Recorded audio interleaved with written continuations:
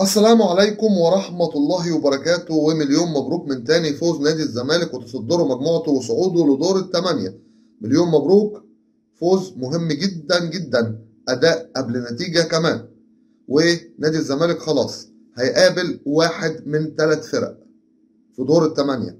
ستيلنبوش فريق من جنوب أفريقيا، كمان أسك ميموزا الإيفواري، وكمان ما تنساش قسطنطينية الجزائري. يا ترى نادي الزمالك هيقابل مين وانتوا تتمنوا مين؟ انا عن نفسي البطل بيقابل اي حد، وان شاء الله نقدر نكسب اي فريق منهم. لكن لو جيت تقول لي مين الفريق اللي انت نفسك تقابله، صراحة اسك ابيجان، وبعدين الفريق الجنوب افريقي صراحة يعني. ربنا يوفق نادي الزمالك، واهلا بكم مع اسلام ابو مازن. اهلا بكل جمهورنا العزيز، يا رب كلكم تكونوا في احسن صحة وفي احسن حال. النهاردة كالمعتاد هنتكلم عن اخبار الزمالك وكل مدار داخل نادي الزمالك. لايكاتكم يا زملكاوية مهمة جدا عشان خاطر الفيديو يوصل لاكبر عدد ممكن من جمهور نادي الزمالك العظيم، فضلا وليس امرا. دوس لايك. جروس مبسوط جدا من اداء لاعبي نادي الزمالك وبالذات الشباب، بيقول انا مبسوط بالاداء. لكن عشان تقول لي قارن بين قائمة 2019 والقائمة الحالية مفيش وقت اقيم. وبخصوص عبد الله السعيد، بيقول هيكون جاهز لمباراة مودرن سبورت المقرر لها يوم الخميس القادم ان شاء الله الساعة 7 مساء بتوقيت القاهرة. كريستيان جروس شاغل باله باللعيبة بتاعته، المصاب هيرجع امتى وده جاهز مش جاهز. بس عايز اقول لك ان اصابة عبد الله السعيد كانت خفيفة، لكنه قرر يريحه من المباراة، وده زين ما فعل. احسن حاجة عملها عشان يرتاح شوية من المجهود اللي بيبذله دائما مع نادي الزمالك. دي كانت ابرز تصريحات كريستيان جروس العراب الزملكاوي الجميل، اللي بجد معاه شفنا كرة ممتازة جدا جدا جدا، بعيد عن العك اللي كان بيقدمه جوميز. هتقولي انت بتقول كده عشان مشي؟ لا، راجل لعب محمد عاطف باك شمال، لعب محمد شحاتة باك يمين، وحرمنا منه في وسط الملعب لدرجة ان اللاعب كان هينسى انه بيلعب باك، انه بيلعب وسط ملعب. ده غير ان طارق السيد طلع وقال ان الراجل كان عايز يمشي محمد عاطف وما كانش عايز يلعبه، وكان بيقول لك لا ده ما يلعبش هاف يمين. انت ليه بتلعب في اساسيات اللاعبين؟ ما علينا، هو راح وخد بالتسعة هناك وتقريبا هيمشي قريب. لكن خلونا نكمل اخبارنا. ونادي فاركو، الزمالك كان طلب انه هو يتعاقد مع محمود جهاد لاعب نادي فاركو. نادي بيراميدز دخل في الموضوع، حال يدفعين نادي فاركو ده بدأوا يتنافسوا عليه بعد ما كانوا طالبين من الزمالك 30 والزمالك بيقلل، قال لك 60، عشان عندهم امل ان نادي بيراميدز يدفع ال 60. بما انكم بتقولوا 60 خلوه عندكم او ادوا بيراميدز. الانديه بتطلب ارقام غريبه في اللاعبين، وبالذات لو الزمالك هو اللي رايح يطلب، حاجه اغرب من الخيال يعني. ايه تاني معانا في الاخبار؟ هقول لك برضو على حاجه. محمد عاطف اللي ما شاء الله قدم مباراه كويسه ولسه عنده كتير جدا جدا جدا. اداره نادي بتروجيت اعلنت رسميا انها قدمت عرض رسمي لنادي الزمالك للحصول على خدمات محمد عاطف في مش بيع نهائي، لا مش عاوزين يشتروه، لا اعاره. وبيقولوا محمد عاطف لاعب كويس، لاعب موهوب، هيقدر يقدم لنا الكثير. محمد عاطف ما تمشوش اداره الزمالك، اصلا انتوا ما جبتوش صفقات ومش ناويين شكلكم تجيبوا صفقات، فخلوا اللعيبه، ما تمشوش اللعيبه. كمان الاستاذ احمد سالم طلع قال كلمتين وجمله غريبه قوي قوي قوي. الاستاذ احمد سالم المتحدث الرسمي لنادي الزمالك قال ان جروس لسه ما حددش احتياجاته من الصفقات. لا الكلام ده مش مظبوط. الكلام بقى المظبوط اللي قاله، قال لك لا احنا ناويين بس نجدد للاعبين وندفع مستحقاتهم وبعد كده نفكر في الصفقات. طيب ده كلام مظبوط، لكن هل جروس ما حددش احتياجاته؟ لا، جروس محدد 3 لاعبين من زمان، واتفرج على اكثر من لاعب واختار اكثر من لاعب. ليه يا استاذ احمد بتقول كده؟ ليه؟ انا مش عارف السبب ايه والله. يعني السبب يمكن عشان مش عايزين تتعاقدوا مع حد، فما ينفعش تطلع تقول الراجل ما قالش. الراجل لما يوصله الكلام ده ان هو ما حددش احتياجاته وهو طالب منك، انت بتأثر عليه. هو انت جاي تحاربه مثلا ولا انت جاي تخليه دماغه تتعكنن؟ قول له مش قادر وخلاص، ما تطلعش ترمي الليله عليه وتقول هو اللي ما حددش ولسه هنقعد معاه. يا سلام، تقعد معاه امتى؟ لما الشهر يخلص؟ ده انا محتاج كام صفقه عشان الكونفدراليه، محتاج. الخبر التالي معانا بقى بخصوص احمد شوبير.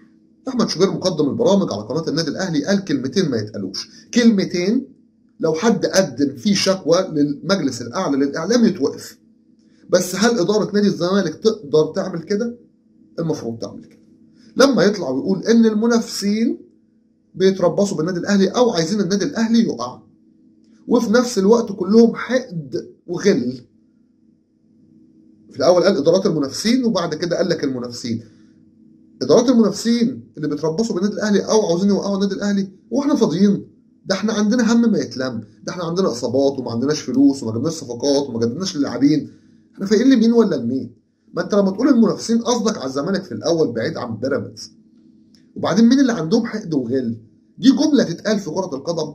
طب انا كزملكاوي عايز الاهلي يخسر بما ان الاهلي بينافسني، والاهلي عايز الزمالك يخسر بما ان الزمالك بينافسه، وكده وكده. ايه حقد وغل دي؟ تتقال في الرياضه دي يا جماعه. اداره الزمالك لو اشتكت الراجل يتوقف. الكلام بقى كبير قوي، يعني انت دخلنا في حته حقد وغل وشويه هنقول دولات كذا ما ينفعش. كلام غريب يعني. ده انت على منبر اعلامي تتكلم في الاعلام، المفروض الكلام يبقى موزون، مفيش كلام يطلع غلط. هنشوف اداره الزمالك هتعمل ايه، بس مش هتعمل حاجه يعني، مش هتعمل حاجه خالص.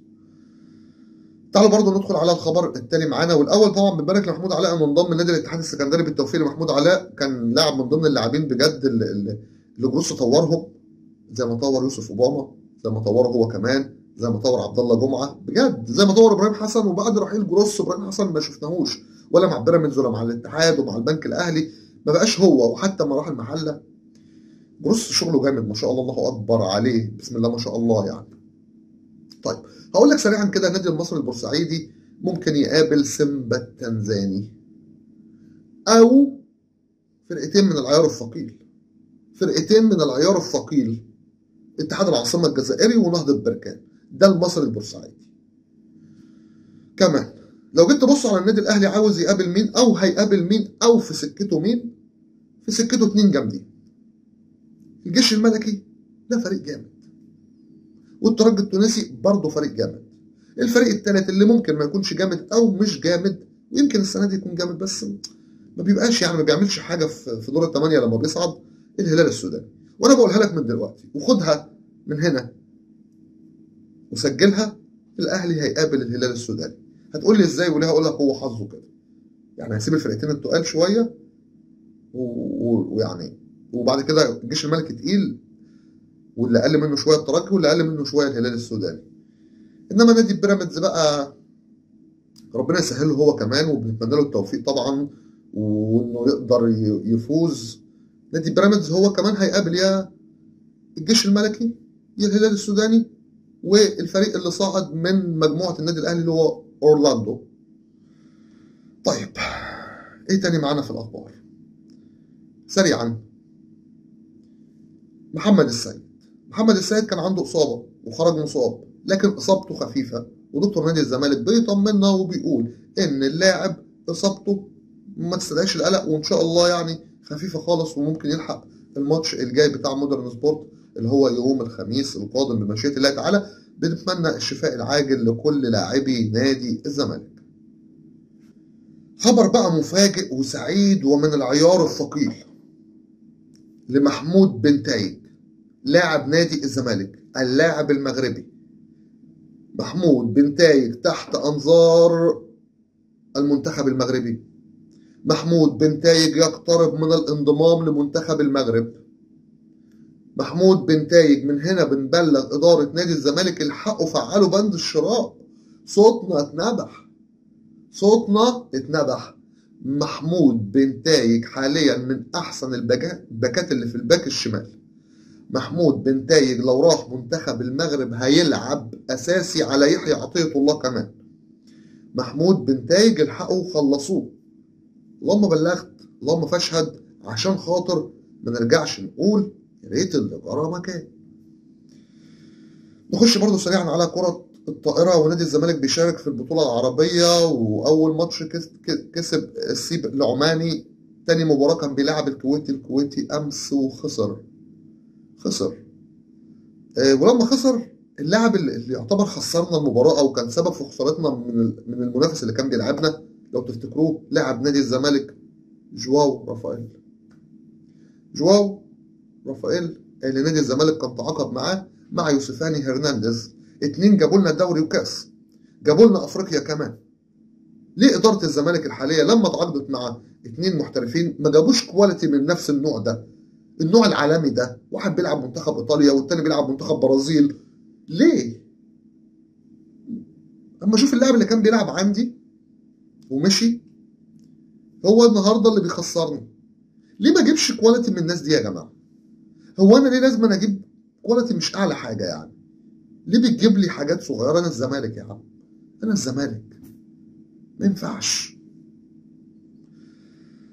ربنا يوفق نادي الزمالك فيما هو قادم. بنبارك لمنتخب مصر لكرة اليد في كأس العالم، العلامة الكاملة من 3 مباريات، قدر يكسب الأرجنتين والبحرين، ومفاجأة من العيار الثقيل قدر يكسب كرواتيا اللي هي مصنفة برضه عالميا، وفي نفس الوقت اللي بتلعب على أرضها ووسط جمهورها.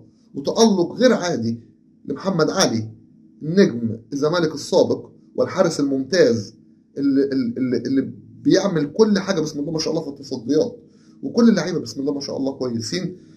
ربنا يوفقهم وصعدوا للدور القادم. هيلعبوا تقريبا 3 مباريات تقريبا كده، وبعد كده يخش دور مش عارف الكام، دور الثمانية. ربنا يوفقهم يا رب ويفرحونا ويحققوا لنا ميدالية. نفسنا في ميدالية من منتخب كرة اليد إن شاء الله. بكده تكون انتهت أخبارنا النهاردة. مليون مبروك الصعود، مبسوط جدا، لكن في ظل الأزمات وفي ظل الجو الصعب اللي الزمالك عايش فيه، لكن ربنا بينصر نادي الزمالك. جمهور نادي الزمالك يستحق كل خير. عاش الزمالك، حب في قلبنا، هندعم نادي الزمالك، مش هنتخلى ابدا عن نادي الزمالك، ودائما وابدا في ظهر نادي الزمالك الى ان ينتهي بنا العمر. اترككم في رعايه الله وامنه وحفظه، ولكم مني خالص حبي وتقديري واحترامي، وان شاء الله قدم افضل. عاش الزمالك، حب في قلبنا، والسلام عليكم ورحمه الله وبركاته. يا احسن واعظم واوفى جمهور في الكون، جمهور نادي الزمالك العظيم.